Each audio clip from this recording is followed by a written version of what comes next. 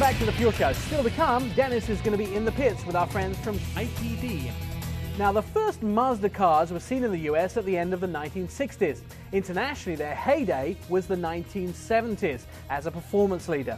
The Wankel rotary engine outperformed their piston-based competitors by a large margin. And Mazda made the most of this power plant by putting it in almost everything they sold, from the rotary pickup to the RX-7. In the 1980s, Mazda became part of the Ford family. So for our second Behind the Wheel, Ian and Dennis are going to take a look at the 2007 Mazda 3. Thanks, Nick. Now, Dennis and I are both excited to tell you about this car, and we were excited to drive it too. It's the Mazda Speed3, and top to bottom, this car is just beautiful. Q factor is up first, and it's the Gadget or Tech Score. And the one thing that you do when you get inside of it is you notice all the red gauges and red lighting. Everything looks good accented in red. Now you throw in a couple items: rain sensing wipers and an active dynamic stability control system. Those are things that are on $90,000, $100,000 sports cars, and they're on a $25,000 Mazda. For me, those are really going to bump the score up. Yeah, this car doesn't, it's not filled with every creature comfort, but overall for the price point, it's great, 3.5. That moves us right along the curb appeal for the Mazda Speed3, and it's the car's raw, unadulterated magnetism. And this car has some neat features. It's got a great roof line, it's clean, it's aggressive, it's got red stitching in the interior, and it's got stainless gas brake pedals. It's just a neat overall package. I like the way they put red accents on a lot of little things. The seats, the lights on the interior. You add in one more thing. Our model was the Grand Touring model, so a couple more things they added in. Xenon headlights and LED rear taillights, a nice little tuner touch for the car. But overall score, 3.75.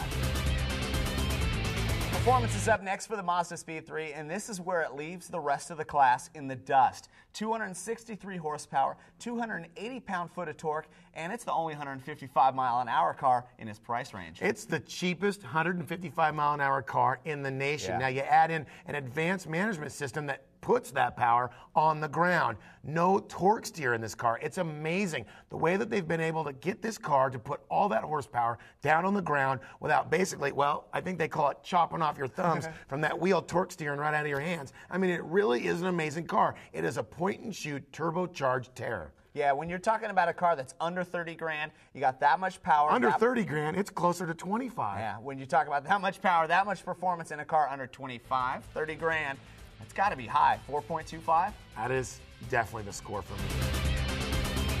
Now it's time for fit and finish for the Mazda Speed3, and it basically grades the overall build and material quality in a car, and this thing is a hidden gem. I mean, it is beautiful, and if you're in the auto world and you haven't looked at a Mazda lately, do yourself a service and go check one out. He's right. You know what? I sold Mazdas back in the late 80s and early 90s, and they are a hidden jewel. The build quality is just as good as any other Japanese automaker, and it's just a little bit cheaper. And then what do? They throw in all kinds of little extras like the red stitching, great material choice. It really is, like we both said, a gem that no one has found. Yeah, 4.25, I'd have to say.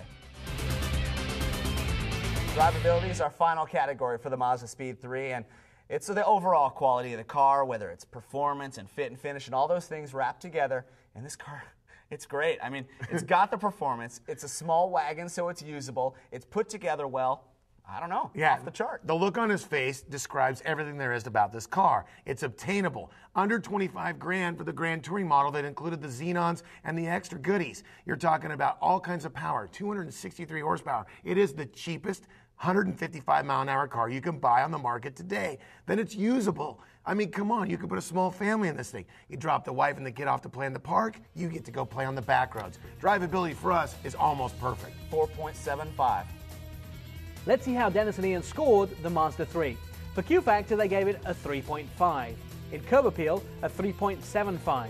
For performance, it was a 4.25. Fit and finish got the same, another 4.25. And finally, in drivability, a 4.75. The total for the 2007 Mazda Speed3 was 20.5 out of a possible 25. Next on the Fuel Show, Dennis is going to be in the pits with IPD in our In the Pit segment. Don't forget, if you want to find out more about anything you saw on today's show or on a previous show of Fuel, just go to the website, thefuelshow.com. That's right. You can check out race news and the calendar of events right there. And if you'd like to email us, it's fuel@thefuelshow.com.